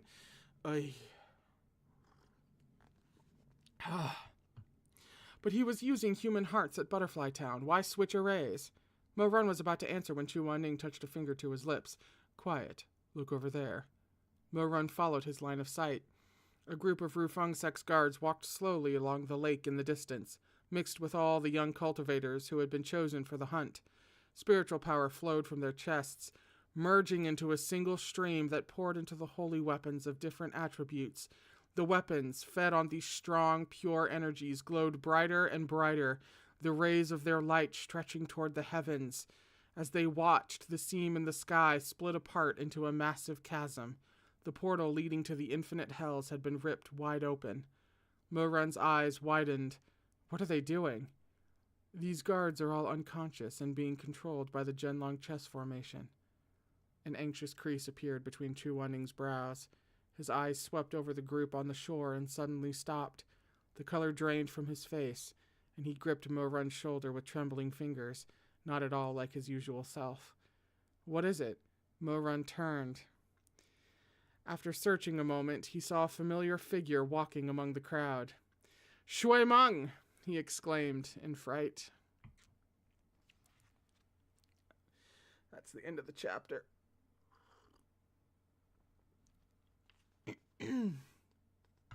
We're on page 93 for chapter 163, which is called Shizun and Bugui. How many freaking pages are we talking about here? Oh, good lord. Blah, blah, blah. 92 to 106. Oh, this should be the last one that we're reading. We should have time for this. Yeah? Let's try. Like the other 20-odd youths who had gone to the forest to hunt deer, Shui Meng was planted with his Zhenlong chess piece.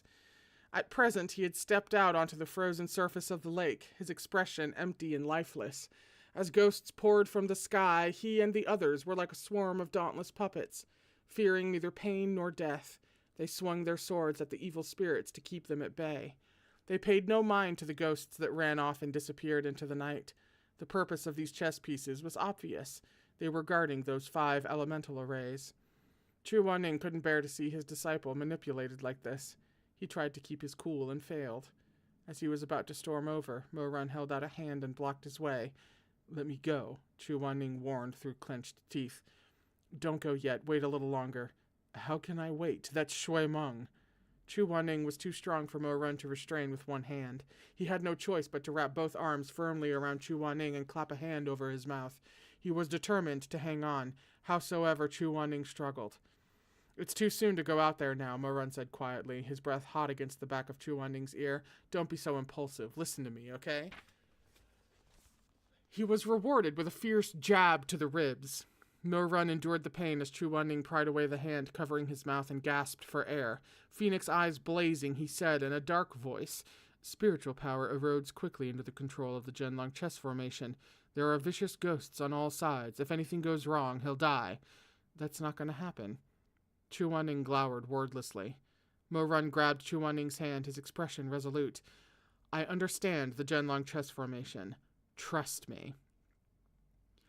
Seeing the solemn look on Mo Run's face, Chu Wanning was somewhat surprised. Still, his breathing gradually slowed as he calmed himself. An eerie whistle sounded in the distance. They turned as one to see a vengeful ghost tumble out of the sky and pelt toward Shui Meng. Steel sang, and Long Cheng's curved blade reflected the frosty moon as Shui Meng leapt up with the grace of a swallow and ran the ghost through. Living people embedded with Zhenlong chess formation will lose their spiritual energy and become weaker as time goes on, but he's been under its control for just a short while. He's fine for now. Chu Wanning turned to look at Mo Run with a frown. "How can you be sure?" "Something I came across during my travels." The ghost plummeted to the ground and rapidly disintegrated. Shui Meng lifted Long Cheng, and black blood dripped from the blade's edge, leaving a crooked trail on the snowy ground. Beneath the moonlight, his expression was ice cold, his pupils dull. Mo Run felt his heart seize. Even in the past lifetime, Shui Meng had never endured the humiliation of being turned into a chess piece. Who had done this? Something was moving at the edge of the forest. Mo Run came back to his senses. "Looks like someone's arrived," he said quietly. 2 figures had emerged from the trees and now traversed the frozen lake, stopping before an array glowing with jade-green light. One held a holy weapon, but Mo Run couldn't tell what type it was from his vantage point. Its wielder cracked the ice with a slap of their hand and tossed the holy weapon into the lake water at the center of the array. It lit up at once, its radiance piercing the darkness just as the moon emerged from behind the clouds. The clear, cold light fell on the desolate surface of the lake, throwing the pair in the center into sharp relief. The first was a man in luxurious formal robes, embroidered with gold. He wore a thick cloak over those robes, and a wide-brimmed bamboo hat that obscured his face from view. The second person's feet were bare despite the freezing weather, apparently heedless of the cold. They lifted their head to gaze at the heavenly rift into the infinite hells. Mo Run gasped. "No way!" "Shu Shuanglin?" Mo Run was confounded. Shu Shuanglin, the Shuanglin elder. But this was Yu Guangxi's foster father, who had shielded his ward with his own body in the past lifetime. He was a good man who had died within a torrent of blades. How could it be him? I'm so stupid! I'm so stupid! Why? I'm so stupid! Oh my god! How in a book like this, how do I not realize that by fucking with a timeline that's not just going to turn bad people good?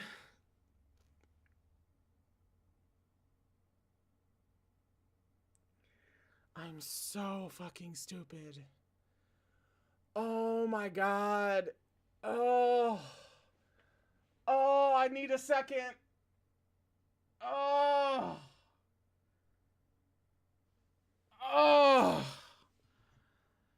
Fucking shit. Oh. Spilled tea all over myself twice today, meat bun. Thank you. Oh.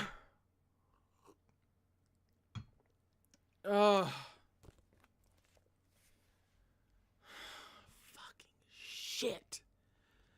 Chuaning didn't notice Mo-Run's confusion.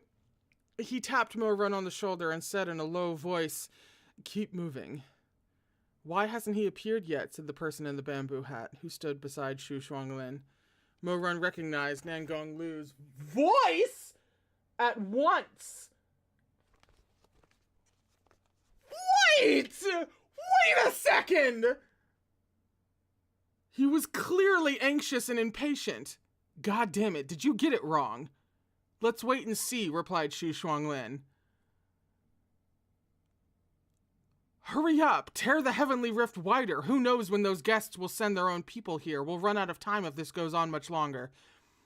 Now, I know you're impatient, but you know as well as I we can't tear this heavenly rift wider. The situation spun out of control at Butterfly Town because we were too hasty, and we ended up attracting attention from all 10 great sects. Try to control yourself, or our efforts will be wasted again.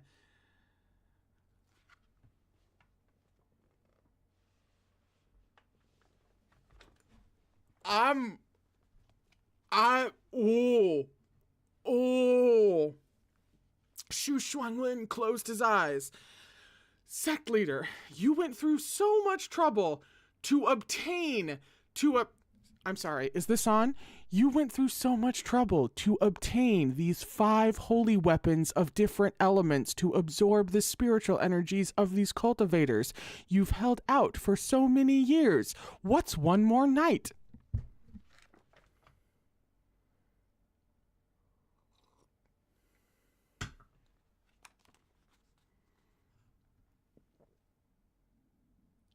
"You're right." Nangong Lu took a deep breath and nodded. "I've waited for 5 long years. No, more than that. I've been waiting for this day since I became the leader of Rufeng's sect." Nangong Lu muttered under his breath as he stroked the thumb ring beneath his sleeve, a gloomy light in his eyes. "I've been waiting all this time." "You needn't wait any longer." A man's austere voice suddenly rang through the silence over the lake, like thunder piercing the clouds. The two on the ice exchanged a look of alarm. The bright moon hung in the sky, and the wind sowed through the pine forest. Upon a branch stood a slender figure, his long phoenix eyes narrowed in anger. His pale blue robes billowed in the wind. Their hue, darker than his usual raiment, made his face look pale as icy jade, his handsome features exuding a bone-deep frostiness. "Nangong Lu, it's over." Nangong Lu jumped in surprise. Through gritted teeth he seethed. Chuaning. Tian Wen crackled with golden sparks. By its light, Chuaning's flashing eyes appeared all the more threatening. "If it isn't the great Yu Hung Elder, the Beidou Immortal, what a pity you didn't stay dead after Butterfly Town. Now you're here to ruin my plans again, you bastard." Chuaning blinked and frowned severely. "Then you were the one behind that calamity 5 years ago." Now that he'd been exposed, Nangong Lu didn't try to hide. He snorted. "So what if I was?" Chuaning lifted Tian Wen and brushed his hand over the willow vine, which began to glow by inches following the touch of his fingers, platinum bright. His eyes were falcon-like as he spoke. "Back when you sought a weapon from Jingcheng Lake, the mythical beast in the lake asked for your wife's spiritual core in exchange. You ordered someone to cut out her heart and toss it into the lake. I was so repulsed, I wanted to kill you then. But you pleaded that Nangong Se was still young and couldn't grow up without a father. You said you'd been possessed and felt endless remorse. You said that from that day on, you would live up to Rufeng Sec's upstanding reputation and do no more evil. You..." As his fingers passed over the last length of willow vine, there was a burst of golden light. Chu Wanning bit each word between his teeth. Nengong Lu, you haven't repented in the slightest. You're a monster. That was a lot of a paragraph. You blame me for this? Nengong Lu let out a low laugh. Chu Zongshe, why don't you blame yourself for being so young and naive back then? Weren't you but 15? So innocent and artless, I only said a few words, shed a few tears, and threw Sir forward as an excuse, and you let me off the hook. Zongshe, think about it. Is the fact that I stand here before you not a direct consequence of you letting me walk free that day? Before his words had faded, a furious gale whirled to life. Tianwen tore through the darkness as it flew toward Nengong Lu. Light danced and flames lashed the heavens. In an instant, the sheet of ice over the lake cracked in two. Rise up, shouted Nengong Lu. A glimmer flared to life in the eyes of the puppets prowling the lake. One after another, they turned and rushed toward Chu Wanning. Shui Meng, the most able fighter among them, charged at the head of the group, and Long Cheng and Tian Wen met with a violent clang. Afraid to injure Shui Meng, Chu Wanning withdrew his power and leapt back a few feet, his expression ferocious. Nengong Lu, is this the extent of your skill? You force others to fight in your stead. My skill is in making it impossible for you to touch me, Nengong Lu said, laughing heartily. Go on, fight them. They're all very much alive. They've just been planted with my black Zhenlong chess pieces. Chu Wanning, this little Shui Gongzhe is your disciple, is he not? Can you really bring yourself to attack him? Your hands are tied. You may as well sit and wait for death. You're no different than you were more than a decade past at Qinzheng Lake. You're powerless here. You have no choice but to let me go. His raving came to a sudden halt, his triumphant smile doused with a bucket of cold water, turning to smoke and ash. Chu Wanning's expression was far too calm. Nengong Lu stared fixedly at Chu Wanning, unsettled by the steady assurance on his face. He shuddered, and a note of doubt crept into his voice as his mouth opened and closed. What are you planning? Chu Wanning didn't waste another breath on Nengong Lu. Gazed frigid, he brandished his holy weapon in one hand and yelled grimly, Tian Wen, 10,000 coffins. Dozens of golden vines shot from the ground to bind each of the puppets who had been planted with Zhenlong chess pieces. Another sturdy, massive vine soared out of the frozen lake, breaking through the waves like the legendary azure dragon. One elegant leap brought Chu Wanning atop the vine. Sleeves fluttering behind him, he sat upon it and raised a slender yet powerful hand. He intoned clearly, Zhuge, come. Golden light surged from his palm and coalesced into a guqin on his lap, black as pitch. The instrument's tail swooped up like a piece of living wood, its tip covered in lush leaves and high-tongue blossoms. Each string was a pure ice white, threads of frozen mist diffusing from its surface. This was the holy weapon, Zhuge. If Tianwen's most useful move was wind, a wide-range killing blow, then Zhuge's was ode, a healing technique that cleared the mind. As Chu Wanning lightly plucked the strings and played a few measures of ode, bewilderment surfaced on the faces of the people under the control of the Zhenlong chess formation. They stopped struggling against Tianwen's vines and looked around in apparent confusion. Nengong Lu was furious. He mouthed the words of an incantation, veins bulging in his forehead as he countered Chu Wanning's efforts. Seeing that he was outmatched, he frantically whipped around. Shuanglin disrupted the sound of his chin. Me? Okay. Shu Shuanglin replied languidly. He sighed and turned helplessly toward the massive willow vine atop which Chu Wanning was perched. But before he could make a move, a black shadow darted before him. Facing into the wind, Mo Run raised a hand to block Shu Shuanglin's path with his whip. Shuanglin Elder, care for a match? Shu Shuanglin blinked. He suddenly chortled, trying to stop me. You and your master really are cut from the same cloth. How very touching. The barriers, Chu Wanning said to Mo Run without pausing his hands. They're all set. Mo Run's belated entrance wasn't for naught. He had been setting up barriers around the perimeter of the frozen lake according to Chu Wanning's instructions. Even if this heavenly rift wasn't so severe as Butterfly Town's, the vicious ghosts and evil spirits imprisoned in the infinite hells were twisted creatures with no conscience or inhibitions. The situation would be manageable if only a handful escaped into the mortal realm. Otherwise, they would be plagued with bloodshed until all the fiends could be dealt with. Mo Run and Shu Shuanglin clashed, trading 10 blows in the blink of an eye. Shuanglin Elder, stop trying to get to my Shizun, said Mo Run. I'm the one you should be dealing with. Seriously? Shu Shuanglin cackled. Are people only allowed to fight their assigned opponents nowadays? Young man, you're a bit too fierce. This uncle's getting too old for such rough handling. Mo Run stared at him, speechless. I'll be destroyed if I keep fighting with you, Shu Shuanglin continued cheerfully. Xiaogaga, have some mercy. Go easy on me and let me play with your Shizun instead. Pretty please? Mo Run had no idea how to face Shu Shuanglin. In his past life, he'd watched Shu Shuanglin die.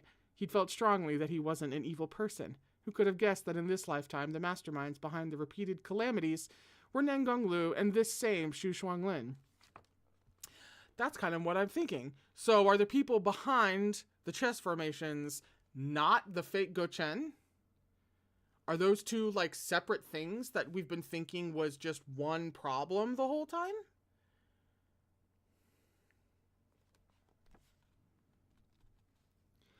Mo Run was lost in silence, pouring all his focus into the fight.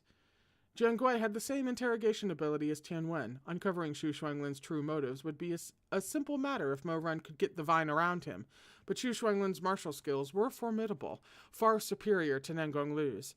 As he floated like a dancing kite above the shattered ice of the lake, Jiang Gui's red light struck glancing blows, never closing fully around its target. Besides, this man was Ye Wangshi's foster father. Mo Run couldn't help but harbor some goodwill toward him even now. Shu Shuanglin threw his head back in a wicked laugh. Time's up, Mo Zongsha. Apologies in advance. What? Mo Run couldn't make sense of his words. I'm off to bully your master. Shu Shuanglin raised a hand. Light flashed from his fingertips, and a ribbon of white silk hurtled toward Chu Wanning's chin-playing figure with a murderous whistle. Mo Run cared for Chu Wanning more than anyone. He was immediately distracted. Eyes dark, Shu Shuanglin used his free hand to draw a fan from his waist and thrust it toward Mo Run's throat. Blood splattered with a sinister rustle from the fan.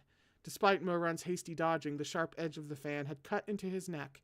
Shu Shuanglin recalled the fan, now stained with Mo Run's blood, and flicked it downward. As the drops of blood fell into the lake, a rich green glow lit its depths. Mo Run looked down. Within the central wood elemental array Nangong Lu and Shu Shuanglin had been guarding, the holy weapon was submerged in the cold lake water. It had already absorbed all the life essence from the surrounding vegetation. With his drop of Mo Run's blood, rich with spiritual energy, the holy weapon shone with a dazzling jade brilliance. The earth shuddered. After a breath of silence, a dark and ancient saber broke the surface of the water, blazing with fearsome light. The forbidden spell has been cast, Shu Shuanglin yelled to Nangong Lu. He's coming. Quick, get below the heavenly rift. Prepare to fight. Prepare to fight. Prepare to fight? Were they summoning some fiend from the infinite hells just to fight him? But Mo Run had only a moment to entertain this thought. The instant he had a clear view of the holy weapon suspended mid-air, there was no room in his mind for aught else. He felt that he was the one lashed by a whip, completely immobilized and unable to utter a single word. The weapon absorbing the wood elemental energy was none other than Te Shanjun's vicious blade of 100 battles, the holy weapon Bugui. A dull ache ripped through Mo Run's chest. His vision flashed dark and indistinct voices seemed to murmur in his ears. He was unable to catch his breath. It was as though all the blood he'd shed in his previous life had rushed out of the darkness to soak him to the bone. He was nauseated and dizzy, his heart hammering. Shu Shuanglin took hold of Bugui. Mo Run didn't think. He raised his own hand at once to summon the weapon. But no sooner had he sent out a thread of spiritual energy than the sound of Chu Wanning's Guqin ceased. Mo Run turned with a vague sense of foreboding. His pupils contracted. Shizin! How could he forget? Chu Wanning's spiritual core was weak. The doctor at Xuanyuan Pavilion had said as much years ago. Bugui and Chu Wanning were in some way incompatible. The blade lashed out at Chu Wanning, affecting his already vulnerable core. How could he have possibly forgotten? Mo Run broke his link with Bugui and leapt onto the massive vine. In the instant before the spiritual vine began to wilt, he snatched Chu Wanning, whose face was white with pain, and leapt back into the air. Cradling Chu Wanning in his arms, he touched down in the nearby tangerine grove. Behind them, Tianyuan's 10,000 coffins crumbled and fell away. Fortunately, the pawns within had become disoriented. Although they hadn't yet completely regained their senses, they no longer heeded Nengonglu's commands. They stood with blank expressions, as if dreaming. Shizin! Racked by anxiety and remorse, Mo Run knelt in the snow, holding Chu Wanning as he ran gentle fingers over his face. Chu Wanning's brows were tightly knit. Are you okay? A trail of blood trickled from the corner of Chu Wanning's mouth. Mo Run hurriedly wiped it away, heart aching like it was being wrung out. He suddenly thought of the past life, when Chu Wanning had also lain in his arms like this at the summit of Kunlun Mountain, blood flowing from his eyes, mouth, and ears as he died. Then, as now, Mo Run had wiped at the florid streams in a panic, unable to staunch their flow. His heart felt like it was being drilled into. Does it hurt a lot? He asked, the rims of his eyes red. Bugui's adverse energy had taken a heavy toll on Chu Wanning. To him, it had felt like the weapon's power had rushed into his chest and attempted to split it in two. Even more concerning was the broken succession of mirages that danced and warped before his eyes. With great effort, Chu Wanning shook his head to clear those blurry illusions and struggled to sit. He cast a glance in Nengonglu's direction, and the last bit of color drained from his face. Tapping into unknown reserves of energy, he grabbed Mo Run's arm and rasped, "Over there, watch out!" Mo Run saw that Chu Wanning's face was the yellow of joss paper, his eyes flashing with astonishment, reflecting the light of the fire. Wait, fire? Mo Run turned and saw that the rift was no longer disgorging small ghosts and demons. Instead, the roiling lava of the underworld spilled into the sky. The fire lapped at the heels of the escaping ghosts and incinerated them. The fiends had no chance to so much as scream before going up in a puff of dark flame. What was this? The lava hung suspended between heaven and earth like a waterfall of red and gold, flowing sluggishly, sinister and breathtaking at once. As it reached the lake, the shards of ice and surging water caught like kindling. At the forefront of the crowd, Nengonglu and Xu Shuanglin cast a tremendous water elemental spell to avoid being swallowed by the towering flames. The lava flowed slowly but inexorably. It wasn't long before it neared those who had been embedded with Zhenlong chess pieces. Cursing under his breath, Mo Run raised his hands to form a spell sign, but he wasn't familiar with water elemental spells. Halfway through, Chu Wanning, lying in his arms, reached up to still his hands. Face white, he said, "The seal is incorrect. Let me." Mo Run helped him sit up, supporting Chu Wanning with his own body, but caught hold of his wrists. "Stop moving. Show me how to do it." Chu Wanning hesitated. But his own spiritual power had been damaged, and he might not be able to cast the spell properly. Lives hung in the balance. He couldn't afford to be careless. He took Mo Run's hands and painstakingly arranged his fingers into the correct positioning, then said hoarsely, "Cast the spell." Spiritual energy flowed from Mo Run's fingertips. A barrier formed swiftly in midair, transforming into a blue wave that enclosed the unconscious puppets. Chu Wanning let out a small breath. He looked up, intending to praise Mo Run, to find that handsome face lit by the hellfire's glow, glimmering with tear tracks. Was he crying? Why was he crying? Chu Wanning was stumped. Shimei wasn't present. Shui Meng was as yet unharmed, and the others around the lake were strangers to Mo Run. Could Chu Wanning be so bold, so greedy, as to presume Mo Run's tears were for him? He eventually settled on saying, "Don't cry." Mo Run seemed to come to his senses and hastily swiped at his face. "Aren't you too old to be acting like this?" Mo Run only looked at him with tear-filled eyes and asked, "Does it hurt?" Chu Wanning was taken aback. Where pain still lingered in his chest, a warmth suddenly bloomed, gentle as spring water. Anguish and tenderness entwined, aching and painful, bitter and sweet. For the first time in his life, Chu Wanning's personal feelings overtook him as he faced a crisis. He couldn't hold them back, no matter how inappropriate the time and place. "It's just a minor injury." I summoned 2 holy weapons and put a strain on my spiritual energy. Perhaps an old issue flared up. Chu Wanning raised his hand. He hovered, hesitating, then patted Mo Run on the head. Don't worry. It doesn't hurt anymore.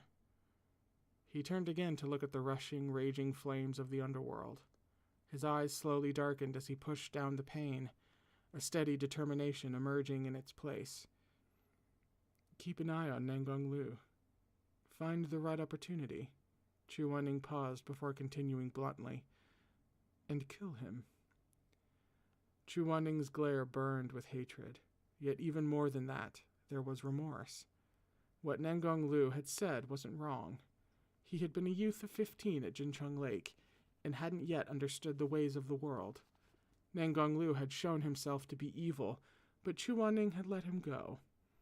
In choosing to preserve the peace of the upper cultivation realm, and to protect Asa, who was then so young, he had concealed Nangong Lu's sacrifice of his own wife to obtain a holy weapon. In the ignorant naivete and kindness of his youth, he had allowed these events to come to pass. He had released a tiger back into its forest, resulting in the hellfire before them now. But he still didn't understand. What was Nangong Lu trying to do?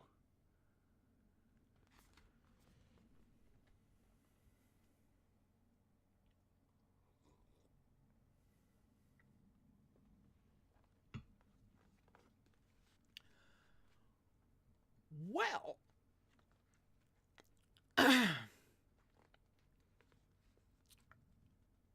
that was the end of the chapter.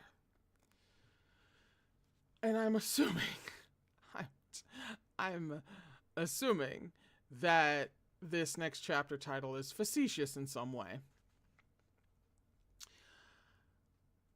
Because we're on page 107 for chapter 164, which is called Shizune Kills a Disciple. And like, we all know Meat Bun, right? We know Meat Bun. So we're assuming that she's being herself.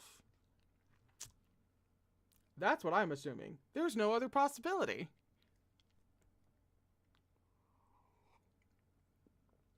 There's simply not. So that's what she's doing. She's being Meat Bun. Sensational title to actually reveal a little, wiggle room in the phrase. That's what's happening. Yeah. So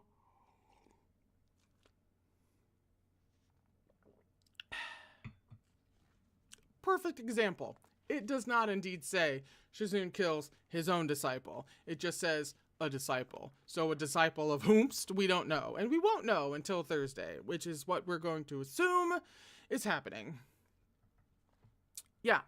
So I'm acting like I can reach for my bookmark when I can't, because it's very much still on the floor. So I'm weird. Page 107, chapter 164. That's where we are stopping for today. And you can tell that I really don't want to, but that's where we're stopping for today. We'll be back here just a couple of days on Thursday at the same time, 3 p.m. to 5-ish p.m. to keep reading, to find out what happens next. I'm sure it'll be fine. I don't know why you're worried. Why are you so concerned? It's going to be fine. Don't get so anxious. It'll be fine. I'll see you on Thursday and we'll read about how fine it is. All right? Okay. Thank you so much for tuning in. I hope you had a time. We'll continue to have a time. And I'll see you in a couple of days to have a time. All right? Okay. I'll see you then.